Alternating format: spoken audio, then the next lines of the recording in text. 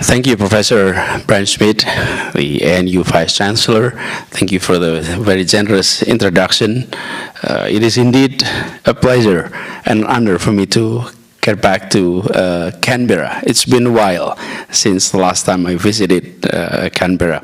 Allow me to mention a few names here. First is Professor Greg Philly, your old friends, and great to see you here again.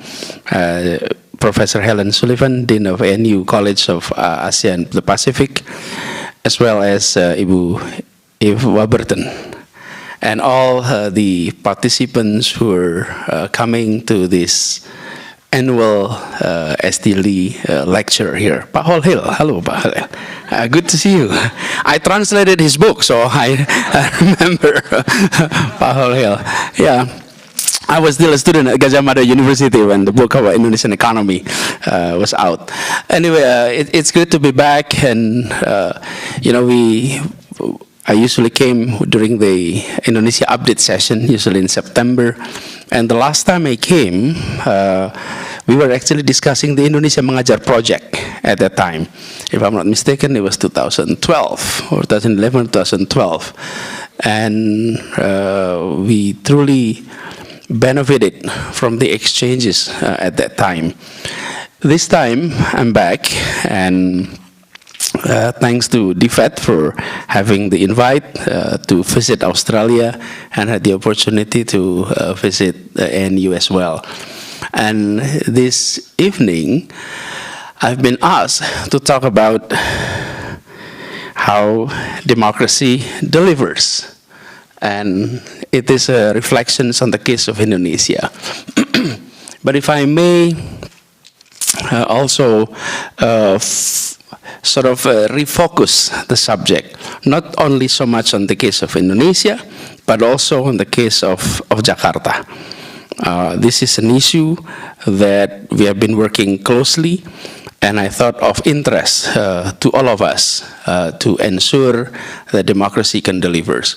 People's expectations about what government can do and what government should do is quite high nowadays, especially with transparencies, openness of informations, and there is that widespread beliefs that an elected leaders in a democratic process should be able to deliver what is expected in the public. And you know, we often hear during elections what are the promises, what are the visions.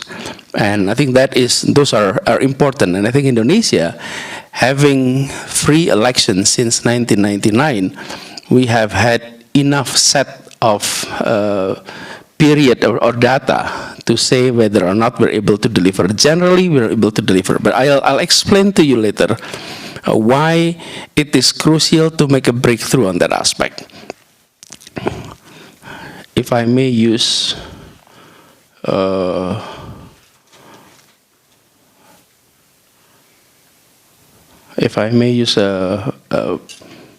not a PowerPoint, but the Apple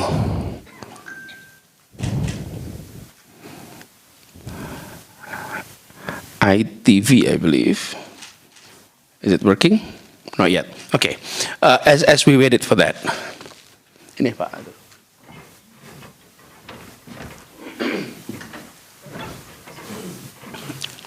Let me give you the context.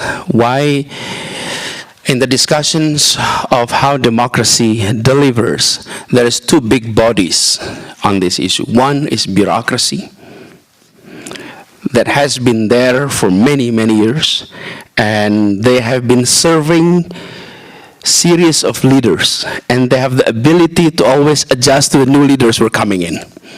And sometimes the bureaucracy have ways to adjust to the newness that is brought in by newly elected leaders. So on the one hand, you have bureaucracy.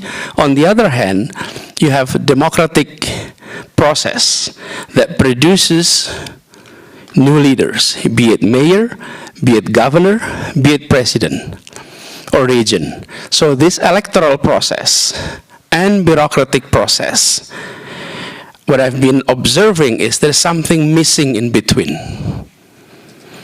And our reform in the past 25 years focused so much on the democratic aspect of that, and not so much on the bureaucratic structure to accommodate political change. Give you one simple illustration. Scheduling, for example. Our election is designed to elect leaders and then to lead government, to lead bureaucracy. The budget cycles in the bureaucracy does not fit with the electoral cycles of our political process. To give you one illustration, a president in Indonesia is elected, like last time in 2014, for example. Pak Jokowi was elected and inaugurated in October 2014.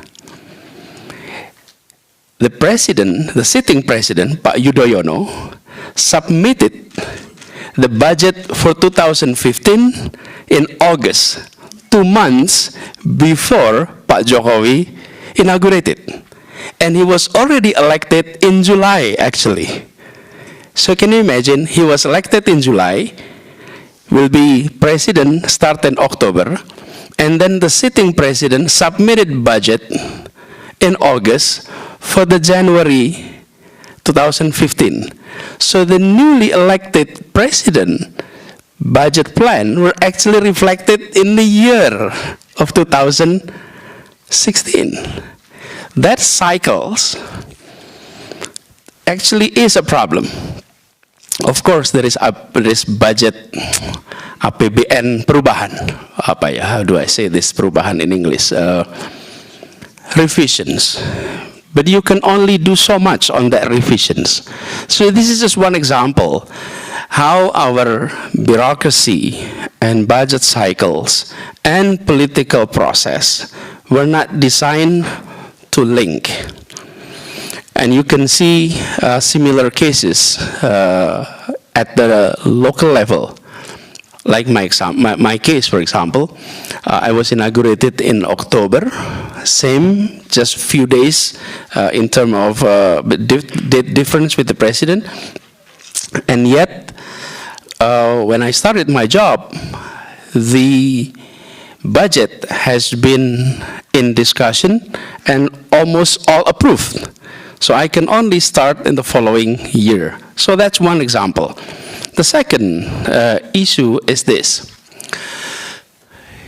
In the bureaucracy, there's only single track, that is career bureaucrats. You entered office, for example, I become governor, so I enter office. Everyone who works in the bureaucracy is people who have been working for the previous governors for 20 to 30 years, and they have served numerous governors. They have been doing things the way they like to do for so many years. And you're coming in with idea of change, okay? And then you're not having the authority to basically bring in people that you know will be able to deliver and understand what has been in the campaign promises. So it is an interesting situation. You enter office, you're the only person that is new. So you enter office as new governors, and you're the only person who is new. The rest has been there for so many years, and you're talking, I have these campaign promises. Please deliver. And everyone, yes, sir, we'll deliver. Okay? And then what are the promises? These are the list of promises. Can you imagine campaign promises being given to bureaucracy that have been doing things, the same things for so many years, and expect bureaucracy to make that change immediately? That's tough. Imagine at the national level, I'm managing Jakarta, and Jakarta has 180,000 employees. 60,000 employees were state employees called ASN, and the 120,000 employees were non-state employee but employee of Jakarta. So 180,000, and the budget is around 80 trillion rupiah. So you have that much resources, you have 180,000 people to manage, and you have 11 million populations that you have to take care. And then you enter office on your own. You bring in, you think you're going to bring in newness. That is a big challenge. And I can tell you that is being experienced by all locally elected leaders, be it mayors, be it region or governors across Indonesia. Now, allow me to share our experience. How do I deal with this? How do we go about this? So I sort of make this simple equations. There is this electoral process which is happening, and it produced leaders. I had 23 campaign promises, and then I'm facing bureaucracy. I translate it into 75 programs and translate it into 280 activities with a budget of plus minus 80 trillion rupiah. How do we go about this? So I started having comparative assessment. This is done before I started the job. As soon as we won the elections, we established a team called Tim Sinkronisasi, a synchronizing team, or at the national level used to be called transition team. What does it do? It translated campaign promises into programs, and those programs translated into activities so that it is something understandably easy by the bureaucracy to adopt. Translating that needs a unit, and it is called Governor's Delivery Unit. Okay, and I think in many countries you have examples of similar to this.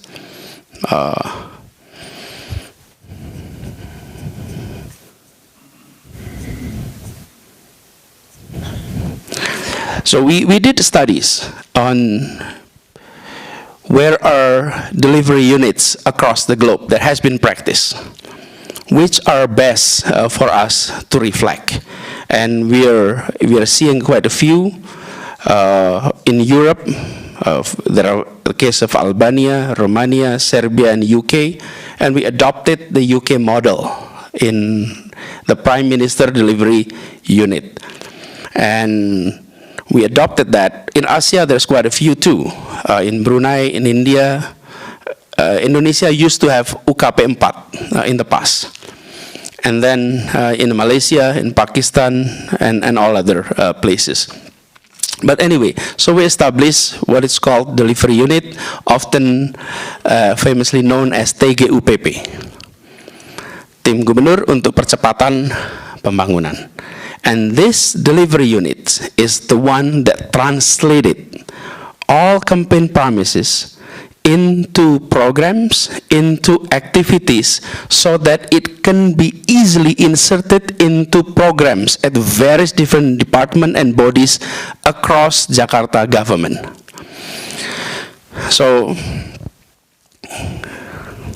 this is the government delivery unit at the in UK, Tony Blair Prime Minister Delivery Units. That was our model when we refer in the process of development. And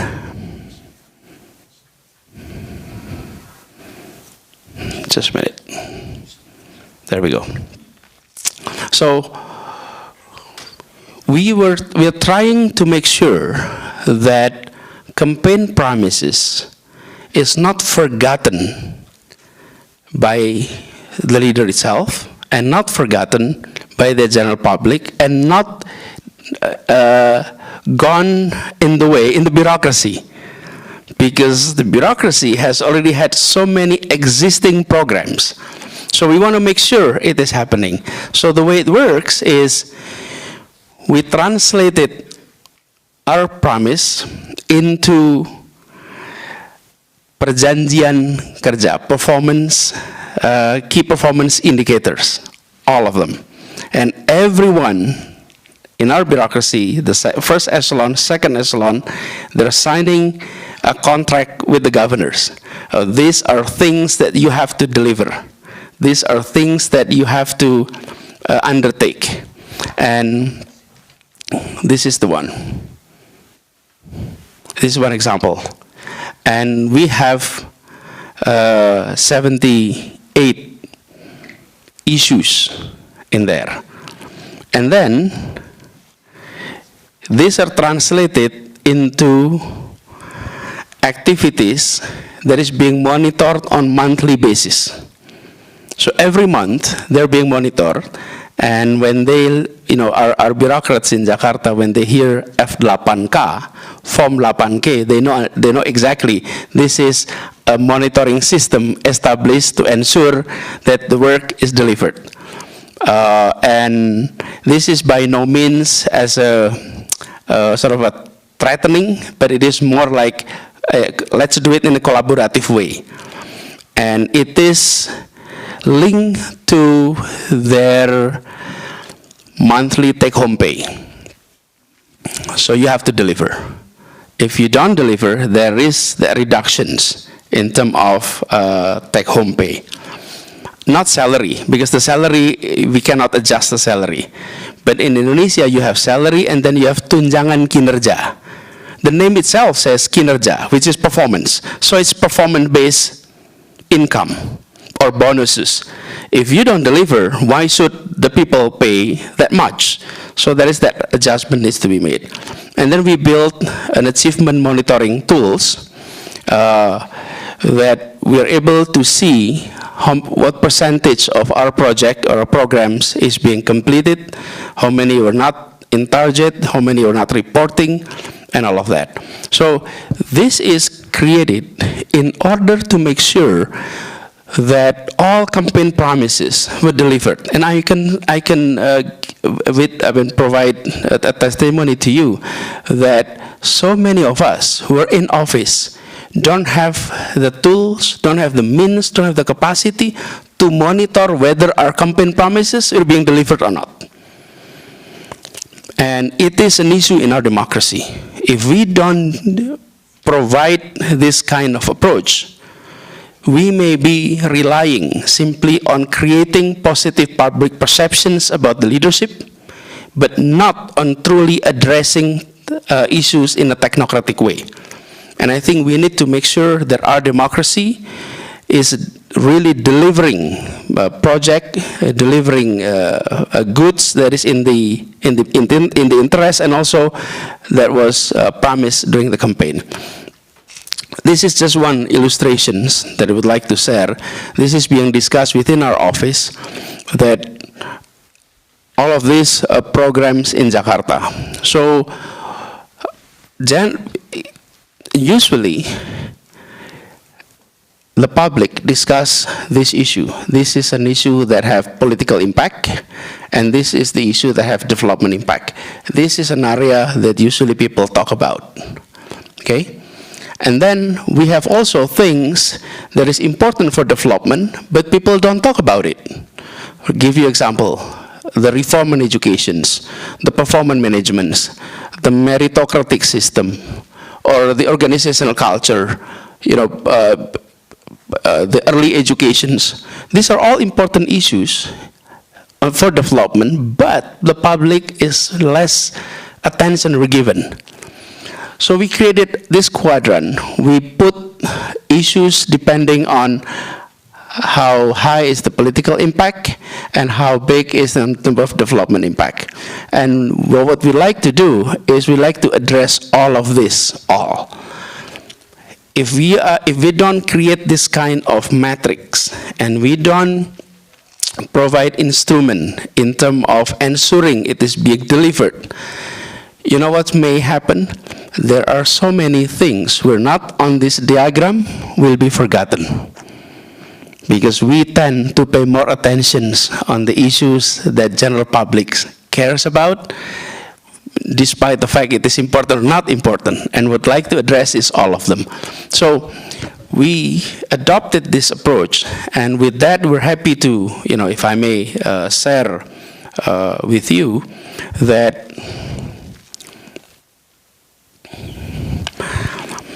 in 4 years, we're able to do major reforms in several areas. Give you one example, in the area of infrastructure for mobility, for example. Jakarta has many challenges, and if you do survey to the public survey on issues that matters to you, there are two clusters.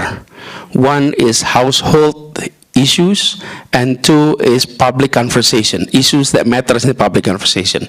In the public conversations, issue that matters is one, flood, two, traffic congestions, three, disparities or social cohesion. But at the family level, issue that matters, one is cost of living. Number two, health services. Number three, education. So there is this mismatch about what public talk about and what family would like to see in terms of change. And we in government could not just address one or the other. We need to address all of them. So I'll give you one example with regard to cost of living. Cost of living in Jakarta is high, and if we break down cost of living into several components, then the components can be linked to the issue of the public. This is cost of living. This include, majority is mobility, food, housing, those are the basic, and etc. And then, on the other hand, we have the issue of traffic congestions. And when we try to solve these two, let's look at mobility. The cost of mobility in Jakarta could reach up to 30% of family spending. So if you have a kids, 2 kids, and you have to do you have to take them to schools, you have to take them to work, and that would cost up to 30%. On the other hand, traffic in Jakarta, we have 11 million motorcycles. We have 3 million four-wheelers.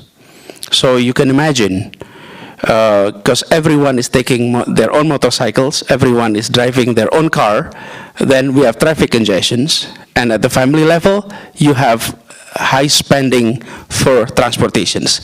So our breakthrough was to create public transport. Not so much create in terms of new public transport, but to integrate public transport. And to do this, it is not possible for the governors to do it alone. That delivery unit matters a lot in the executions of that idea. The idea is, for so many years, government have not been providing facility for mobility in the city. We let our citizens to purchase their car, to purchase their motorcycles. We are giving easy credit opportunities, so you can finance it on your own. But we're not providing the public transport. And what we do is we're converting that. So for that, what we're doing is expand the BRT system, integrate all mode of transportations into an integrated system. It is called Jaklingko, and that anyone can go from one place to another within our city in one payment. So 10,000 rupiah, you can go anywhere and you can transfer anywhere within 3 hours. And when we did that, in the early 2018, within 2 years, daily riderships of our public transport increased from 350,000 to 1 million per day. Tripled in 2 years. We hope this trend to continue because Jakarta needs to have around 4 million people taking public transport in order to have better traffic management in our city. So far, we have reached 1 million people per day for our daily ridership. And with that approach, we are seeing reductions of family spending. We want to make family spending for mobility go as low as 8%, from 30% to 8%. And that is our target at the family level. And at the macro level, we have been seeing reductions of traffic congestions. Jakarta, according to TomTom Traffic Index, was ranked 3rd most congested city in the year 2017. And then we dropped to number 7, and then we dropped to number 10. On the top 10, and every ranking is good, except traffic congestion. I mean, you don't want to be on top 10 on top on traffic congestion. So we want to get out of that top 10.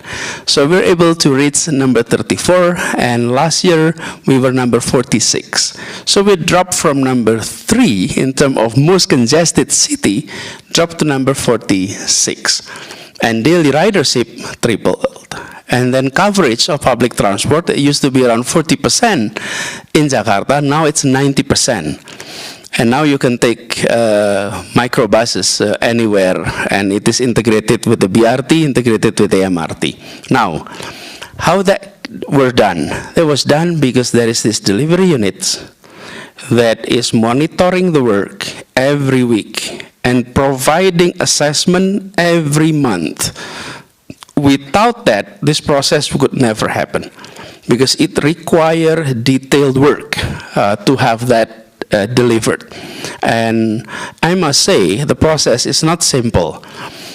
That when I had the first meeting with all public transport operators, which has been there for so many years, it was one of the most heated meetings I ever attended with the operators of our public transport, the Kopaja, the Metro Mini operators and all of that. And then we invite them to work together.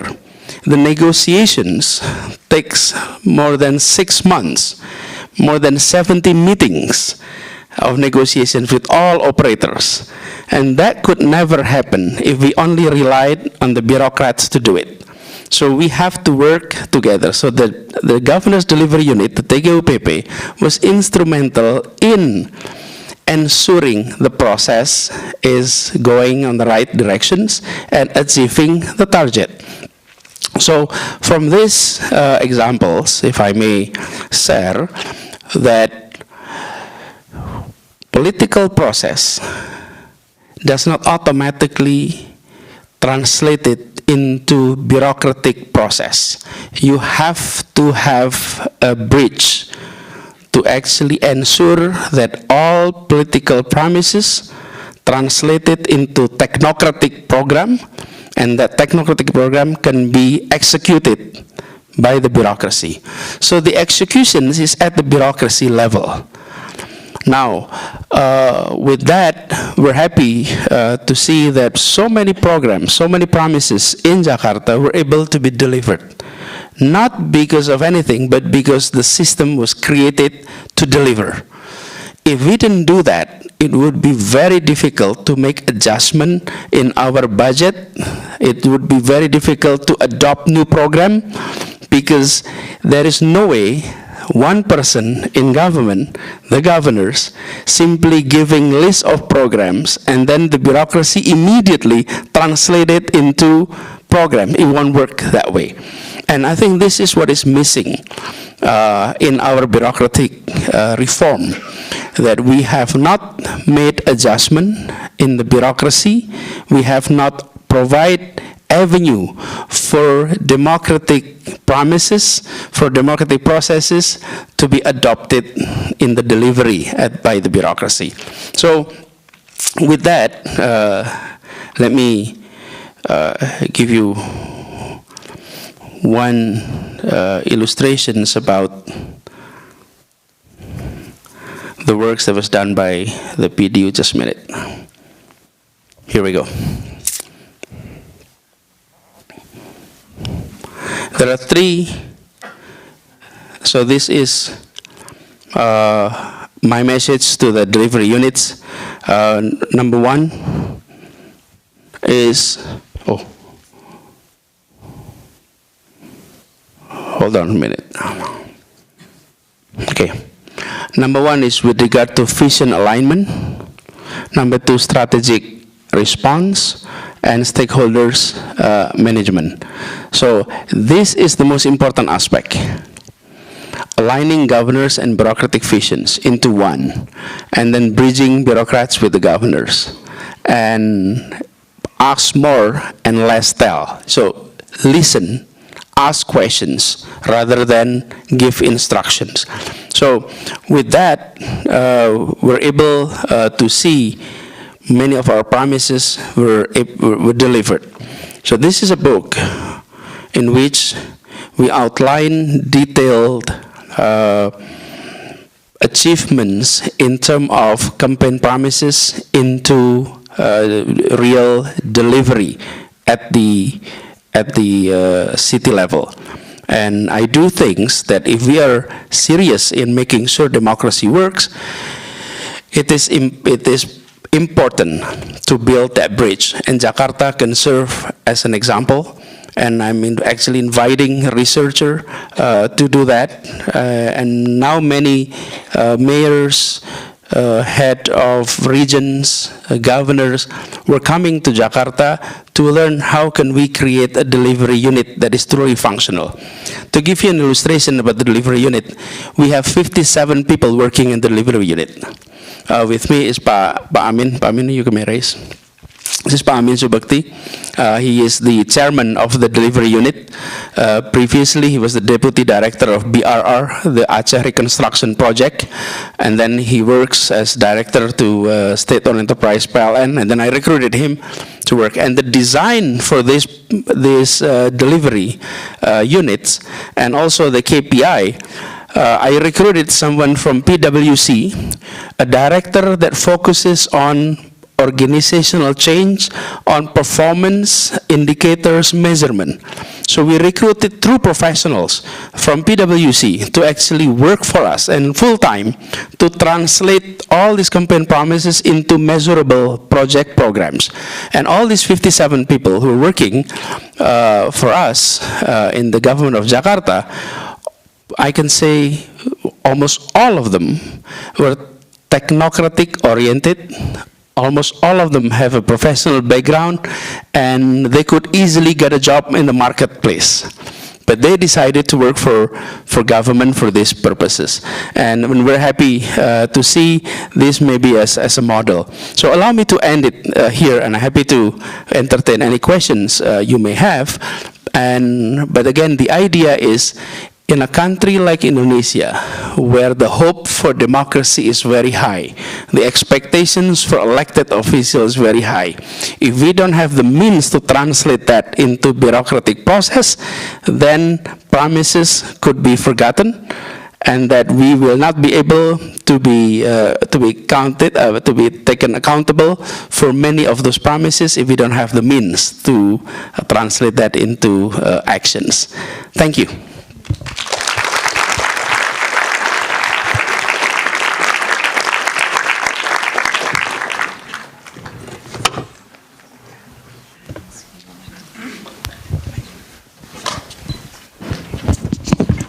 Yes.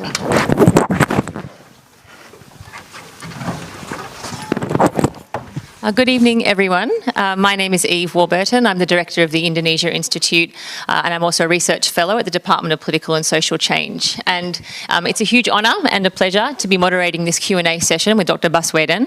Let me begin by, first of all, thanking you very much for an incredibly detailed, thorough and insightful and fascinating lecture on the mechanics of delivering programs at the Jakarta government level.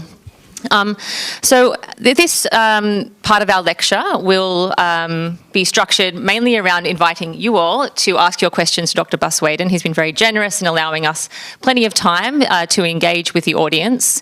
I might begin by starting things off, and then while you guys all sort of think of your questions, and I would emphasise that you please think of very brief, succinct questions, because we have a very large audience tonight, and I'll invite you to just ask one question.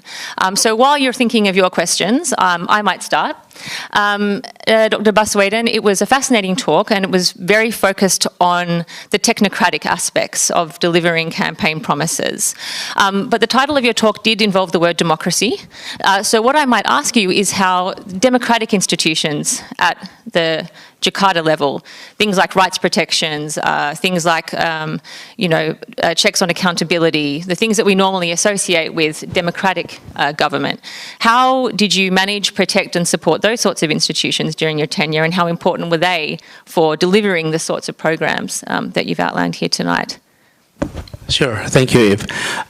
Yes, indeed. I mean, democracy is not only about election, but also about upholding values. And those values include, some of them, respect for freedom of expressions, and then two, transparency, for example, accountability. So some of those values, and we tried our best to uphold that. And to give you example, the freedom of expressions. Being in government in Jakarta is always noisy situations, whoever is the governor, because the social media engagement is very high. All media are in Jakarta, so small things could be trending topics if it happens in Jakarta. And it could attract attentions across Indonesia. And having that is a true benefit to us. What happened is we are able to get quick response from the general public about what we're doing. So we don't see this as a problem, but we are seeing this as an opportunity to get things better, to improve things by having public engagement on everything that we're doing. It could come out in form of criticism, but for us in democracy, criticism is normal and should be respected. And in fact, we benefited from that. So freedom of expression is there. And one indication is this: we never prosecute anyone or report anyone to the police or anything about whatever they're saying to the governor of Jakarta or to the governor of Jakarta. We treated this as respect to freedom of expression. And then number two is creating an environment of peacefulness and respect to all groups in our society. And that is also something that we seriously focus on, ensuring that all groups in Jakarta were given equal opportunity, were given equal treatment as part of our value to democracy. And we're happy to report that Democratic Index of Jakarta has always been first in the country, beginning in 2018 and so forth. So even when there is an objective measurement about our democracy, we serve as one of the highest in Indonesia. And I do think that having transparency, having public engagement is key. And if I may share some of our approach, what is called collaborations. We even label our city, Jakarta, a city of collaborations. The reason was simple. I used to be outside government, and I'd like to help government.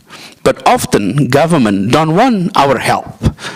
I mean, when we started Indonesia Mengajar, I come to Kabupaten, and the Kabupaten said, no, we don't want you. We're able to handle this. They were seeing us more like someone who may be disturbing the process, as a disturbance. And on the other hand, when I enter government, I'm seeing from within that what we have in government is authority, resources, but what we're lack of is innovations, creativity, network, grounded experience. Many of us didn't have that. And Jakarta is the city where,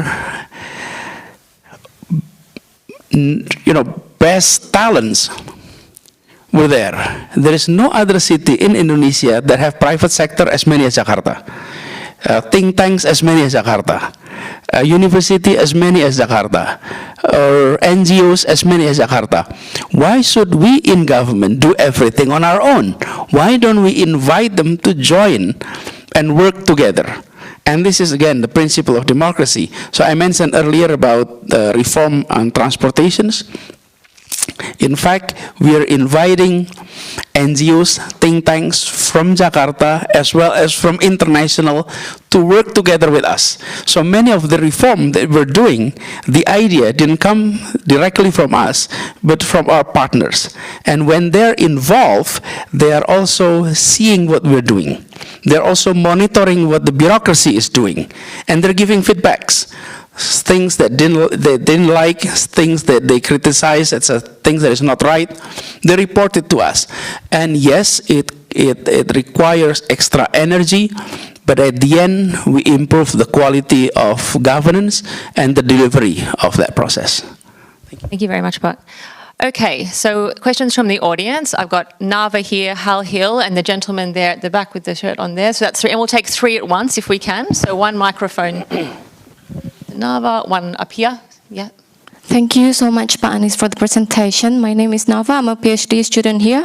Over the course of my fieldwork, I was researching about Islamist groups, alumni of the 212 movement, and especially the women activists. And, I got all the updates about all your achievements from my respondents. And so they are some of your biggest fans. So, when I asked them, why do you work so hard for Pak Anies campaign? Because they are volunteers for, Sobat Anies. They really work laboriously day and night, unpaid, for the success of your campaign. And when I asked them, what do you hope from Pak Anies? And they said, first, they want clean governance, and then they also believe that you would impose a kind of Islamic orthodoxy and Sharia-based moral values. To what extent, and how would you translate those demands into your policies? Thank you. Just an easy one to start. Yes, and then Hal Hill. Yeah. Thank you. My name is Budi. I came all the way from Jogja, Mas. I want to be straightforward. So this is in relation to next year, yeah, when the only person now being endorsed by Pak Surya Paloh. So yesterday, Pak Prabowo met with Pak Surya Paloh, and that press conference, Pak Surya Paloh mentioned, of course, we need to be polite and still working together for future Indonesia. But Pak Prabowo said that if Anies running for president, this is Pak Prabowo words yesterday, okay, I'm willing to fight against him. So my question, would you be willing to fight against him in the next election, Pak? Thank you. And Professor Hal Hill, yes, please. Pak Anies, selamat datang. Very nice to see you again. Thank you for your interesting talk. By the way, I think you're being too modest. Your city is 11 million people, but as I understand it, it doubles to the Australian population size during the day. So you've got an even bigger job than you talked about. So let me, if I may ask you an economics question, since I first met you as an economics student at Gadjah Mada. So, and your prospective career looking forward. So the Indonesian economy has done quite well during the democratic era, last 25 years. And I'd argue, I think a lot of people argue also, that one of the reasons is that the key economics positions have been sort of insulated or outside the political process. That is, the two key posts, Menteri Keuangan and Bank Indonesia Governor, have typically been technocratic people, exemplified currently by Ibu Sri Mulyani and Pak Peri Wadjo. So that seems to me a crucial part of the Indonesian political economy construct in the democratic era. Looking forward, would that be your intention to keep that kind of tradition going? Thank you very much and welcome again.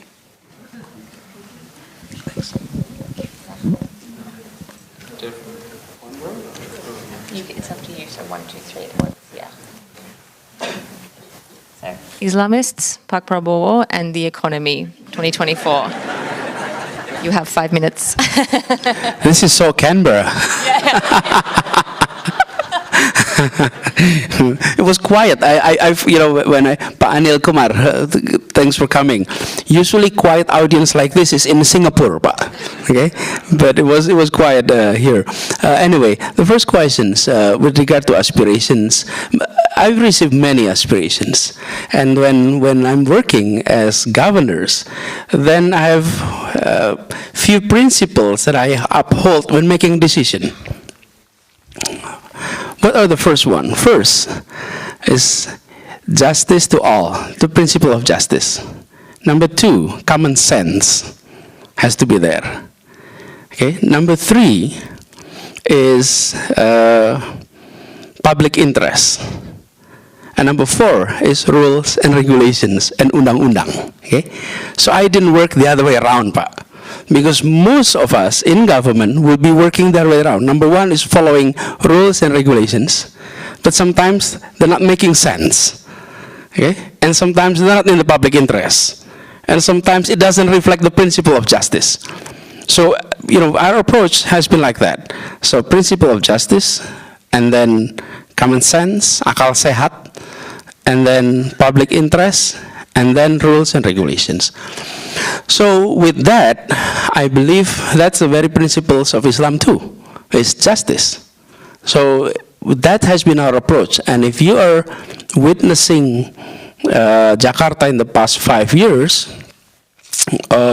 we try to always ensure that 4 principle is being adopted. So it's not specifically only for a certain religious group, but also to all. And that has been the approach. And I like to carry on that approach toward the future. Second questions. I think I really need to listen to the quote, Pak. But would you be willing to fight against Pak Prabowo? That was the questions, right? What do you think, Pak? If I may address, I think toward the future of Indonesia, we'll see who will be on the tickets. We don't know yet. And I myself, if I were asked 6 months ago, I never expected the nomination come that early. I always thought that presidential nominations would perhaps start around May and June this year. That was, my thinking. And that's why after I finish my term in October, I like to take a break, perhaps sabbatical, and do a little bit of work before election cycles. And I wasn't sure which directions I will be going. I may be going for re-election for Jakarta, which is also next year.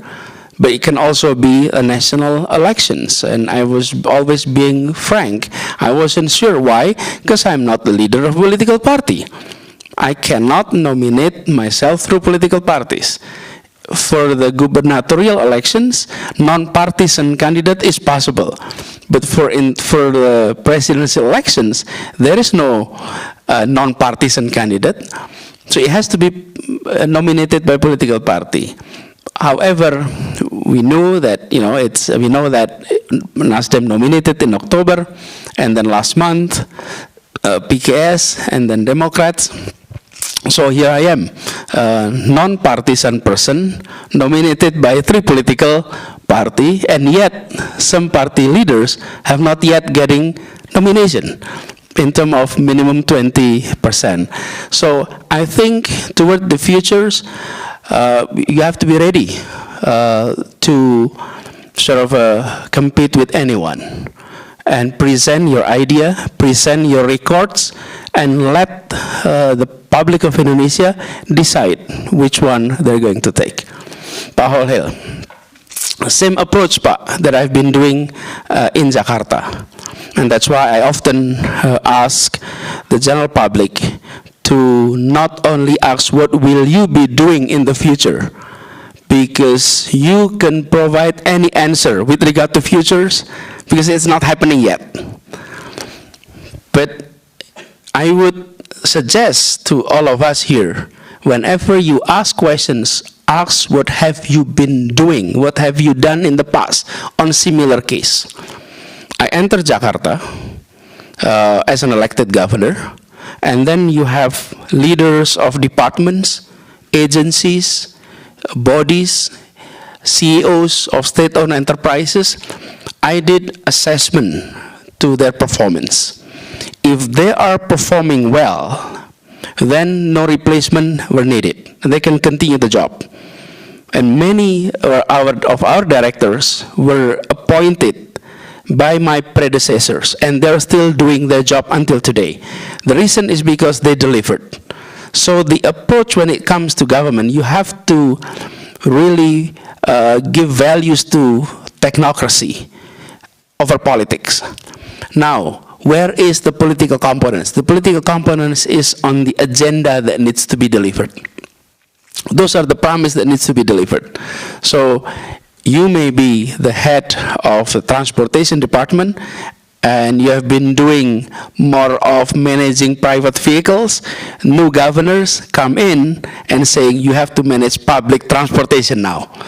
You deliver it, but this is the content. This is the political agenda that you need to deliver.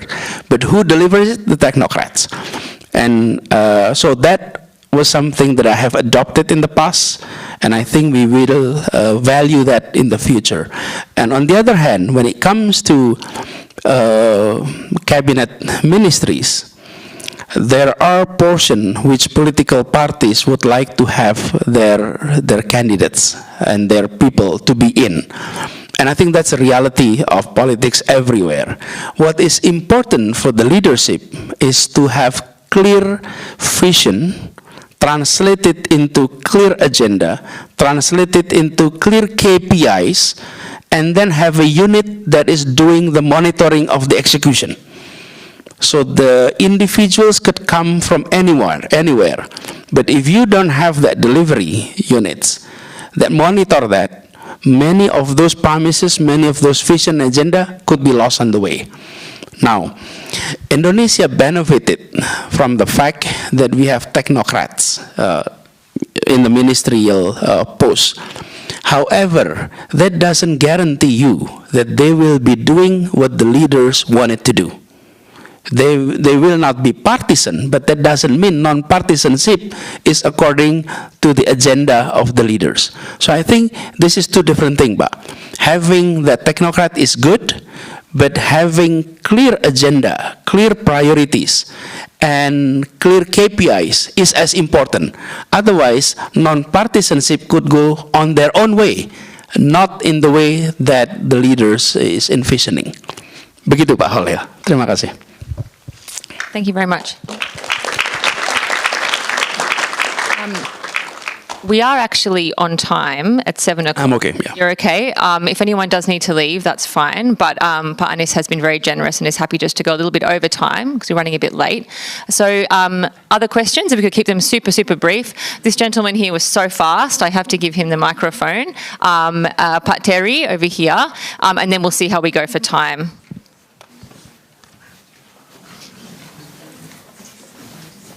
Silakan Pak. Silakan Mas. Silakan Mas. Thank you, Dr. Baswedan. My name is Teguh. I'm currently studying strategic studies. I'd like to ask a question that is perhaps a bit early. It's also in regards to 2024. As you are one of the possible candidates for the running election at 2024, can I please get some of your thoughts on Indonesia's defense policy, because if you will be running for 2024, I'd like to know how your views on Indonesia's defense policy will be. Thank you. You know, one is asking whether I'm challenging, two is asking what's the Indonesian defense policy. The same person actually referred to. All right. We might just take one more Sure. together, Pak Anies, and then we'll, yes. Hello, Pak Anies. Thank you very much for the review of how you ran Jakarta according to your election promises. But one thing you didn't deal with in election promises was COVID. Could you tell us how you dealt with what was probably the biggest blow to Jakarta's public health in many years with COVID? His name is again? That's Terry Ho. Pak Terry. Siap.